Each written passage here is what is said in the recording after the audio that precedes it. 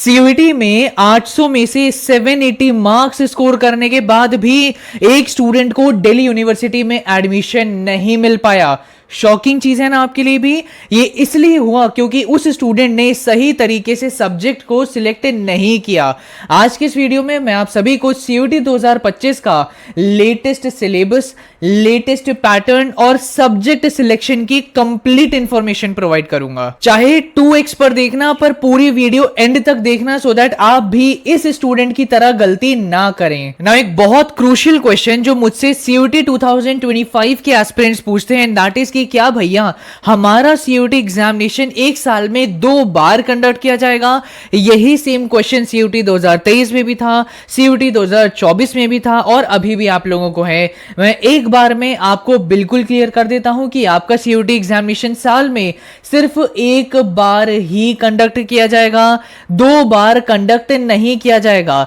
NTA को एक बार ढंग से कंडक्ट कराने में ही प्रॉब्लम हो जाती है, वो 2 बार कहां से करवाएगा? Also guys, please don't forget to subscribe this channel so as to get quality content over quantity content। मेरी कम वीडियोस आएंगी, लेकिन जब भी वीडियो आएगी एक वीडियो में आपके सभी डाउट्स का आपको आंसर मिल जाएगा, जैसे कि इस वीडियो में। ऑल्सो आपको ऐसी वीडियोस यहां मिलेंगी जहां आपकी प्रॉब्लम का प्रॉपर सोल्यूशन आपको मिलेगा, रादर देन ऐसी वीडियोस जहां आपकी प्रॉब्लम को और बढ़ा दिया जाए। सब्सक्राइब जरूर कीजिए। नाउ सेकंड सबसे ज्यादा क्वेश्चंस पूछे जाते हैं, that is regarding latest syllabus. Now सबसे पहली चीज जो मैंने पिछली वीडियो में भी क्लियर करी थी, वापस से क्लियर कर रहा हूं कि गाइस सीयूईटी के अंदर 11th का कोई भी सिलेबस का पार्ट नहीं आता है।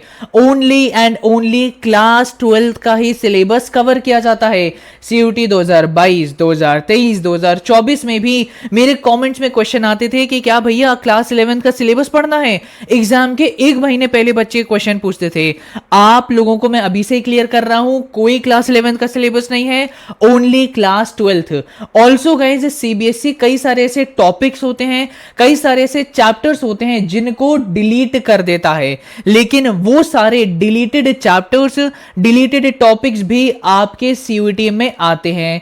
तो आपको अपनी एनसीईआरटी की किताब खोलनी है। इंडेक्स में आपको जितने भी लाइन वाइज चैप्टर्स देखने को मिल रहे हैं, वो सभी के सभी चैप्टर्स आपके सीयूईटी में आने वाले हैं। उनके अलावा और कोई चैप्टर आपके डोमेन्स में नहीं आएगा। इसके बाद जब मैं आपको बार बार बोलता हूं कि यार आपको एनसीईआरटी ही रेफर करनी चाहिए, तो 2 स्ट्रीम के बच्चे थोड़े से कंफ्यूज हो जाते हैं, that is commerce and science के, कि भैया मैं तो आर डी शर्मा पढ़ता हूं, भैया मैं तो पूनम गांधी जी की किताब पढ़ता हूं, भैया मैं तो संदीप गर्ग पढ़ता हूं, तो क्या मुझे एनसीईआरटी पढ़नी पड़ेगी? इसका आंसर है नहीं। ये जो आप रेफरेंस बुक्स को पढ़ रहे हैं, ये स्टैंडर्ड रेफरेंस बुक्स है। मतलब इन रेफरेंस बुक्स ने एनसीईआरटी को बहुत अच्छी तरीके से कवर कर रखा है। तो जब आप इस तरीके की स्टैंडर्ड रेफरेंस बुक्स को रेफर कर रहे हैं, तो मैं आपको बोलूंगा कि एनसीईआरटी पढ़ने की जरूरत नहीं है, क्योंकि पूनम गांधी, संदीप गर्ग जैसी बुक्स एनसीईआरटी की एक-एक लाइन को अपनी किताब में कवर करते हैं और बहुत ही अच्छी तरीके से एक्सप्लेन भी आपको करते हैं, फिगर्स के साथ एक्सप्लेन करते हैं। तो इट इज बेटर कि अगर आप कोई एक रेफरेंस बुक से पढ़ रहे हो और एनसीईआरटी आपको बार बार सुनने को मिल रहा है कि यार एनसीईआरटी भी पढ़नी चाहिए, मैं आपको यहां पे बोलूंगा कि नहीं, अपनी जो रेफरेंस बुक पढ़ रहे हो उसी पे ही रहो, एनसीईआरटी पे आने की जरूरत नहीं है। लेकिन ह्यूमैनिटीज के स्टूडेंट्स को तो गाइस ओनली एनसीईआरटी ही रेफर करनी है ना। उसके बाद बहुत बच्चों का क्वेश्चन आता है कि भैया हमारी एग्जाम डेट्स क्या होंगी? तो गाइस मैं आप सभी को बता देता हूं कि आपका सीयूईटी 2025 बहुत हाई चांसेस हैं कि 2nd वीक ऑफ मई में ही कंडक्ट कराया जाए। क्यों? क्योंकि 2023 एंड 2024 में ये देखा गया है। तो आप यही ट्रेंड्स को मानिए, यही टाइमलाइन को मानिए, 2nd वीक ऑफ मई में ही आपका एग्जामिनेशन कराया जाएगा। इसके बाद मैं थोड़ा सा डेटा भी आपको एक्सप्लेन करना चाहूंगा, एंड दैट इज कि कितने बच्चे साल दर साल सीयूईटी में बैठ रहे हैं। 2022 की मैं बात करूं तो 10 लाख बच्चों ने सीयूईटी एग्जाम दिया। 2023 के अंदर एकदम डबल हो गए number of students, and that is 19 lakh बच्चों ने एग्जाम दिया। लेकिन 2024 में देखने को मिला कि अचानक से बच्चों का इंटरेस्ट सीयूईटी में कम हो गया और ओनली 13 लाख बच्चों ने ही सीयूईटी का एग्जामिनेशन दिया। तो क्या भैया 2025 में ये नंबर और घट सकता है? देखो यार, इन माय ओपिनियन नंबर घटेगा तो नहीं, नंबर या तो 13 लाख रहेगा या 13 लाख से ज्यादा ही जाएगा। नाउ अब हम गए आपके सीयूईटी 2025 के लेटेस्ट नेक्स्ट एग्जामिनेशन पैटर्न के बारे में बात करेंगे। बट गाइस इस एग्जामिनेशन पैटर्न में अभी भी बहुत कंफ्यूजन्स हैं। सबसे पहले सीयूटी 2022 एंड 2023 के अंदर मोड ऑफ एग्जामिनेशन था सीबीटी, मतलब कंप्यूटर में आपको एग्जामिनेशन देना होता था। लेकिन सीयूटी 2024 में एक नया ही मोड अचानक से लागू कर दिया गया, दैट इज हाइब्रिड मोड। मतलब सीबीटी में तो आपका एग्जामिनेशन कंडक्ट किया ही जाएगा, लेकिन ओएमआर पर भी एग्जाम कंडक्ट किया जाएगा, जो कराया भी गया। लेकिन ओएमआर पे कंडक्ट करा के कोई सक्सेस हमें हाथ नहीं लगी। बहुत बच्चों को प्रॉब्लम फेस करनी पड़ी, मतलब टीचर्स ने बहुत जल्दी पेपर खींच लिया, ओएमआर फिल करने में इश्यूज आ रहे हैं, ओएमआर में गैप्स ज्यादा नहीं थे, तो बच्चों को ओएमआर में बहुत प्रॉब्लम फेस करनी पड़ी।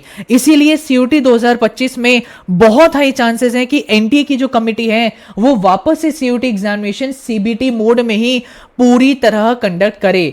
तो अभी भी कंफ्यूजन है कि आपका मोड ऑफ एग्जामिनेशन क्या हो सकता है। लेकिन टाइमिंग की अगर मैं बात करूं तो डोमेन्स और लैंग्वेज के लिए आपको 45 मिनट्स मिलेंगे और जीटी के लिए आपको 60 मिनट्स मिलेंगे। मार्किंग स्कीम बिल्कुल सेम है, दैट इज हर सही आंसर देने पर आपको 5 नंबर मिलेंगे, लेकिन हर गलत आंसर देने पर ये 5 नंबर तो कटेंगे ही, लेकिन 1 नंबर और साथ में कटेगा in the form of negative marking. Now अब हम गाइस बात करेंगे सही तरीके से सब्जेक्ट सिलेक्शन के बारे में। पिछले साल 780 मार्क्स लाके भी एक स्टूडेंट को डीयू नहीं मिल पाया। क्यों? क्योंकि सब्जेक्ट सिलेक्शन में गलती कर दी। सबसे पहली चीज, आपको अपना सीयूटी का एग्जामिनेशन सिर्फ वही सब्जेक्ट्स का देना है जो आपके पास क्लास 12th में है। आप में से कई सारे स्टूडेंट्स ऐसे हैं जो साइंस के हैं या कॉमर्स के हैं, लेकिन आगे चल के ह्यूमैनिटीज का कोई कोर्स करना चाहते हैं, जैसे B honours history, B honours political science. तो आप लोग क्या करते हैं, सीयूटी के अंदर पॉलिटिकल साइंस, हिस्ट्री, इकोनॉमिक्स, इनका एग्जाम देने लगते हैं, जबकि आपके पास क्लास 12th में अकाउंटेंसी, बिजनेस स्टडीज है या फिजिक्स, केमिस्ट्री, मैथ्स, बायो है।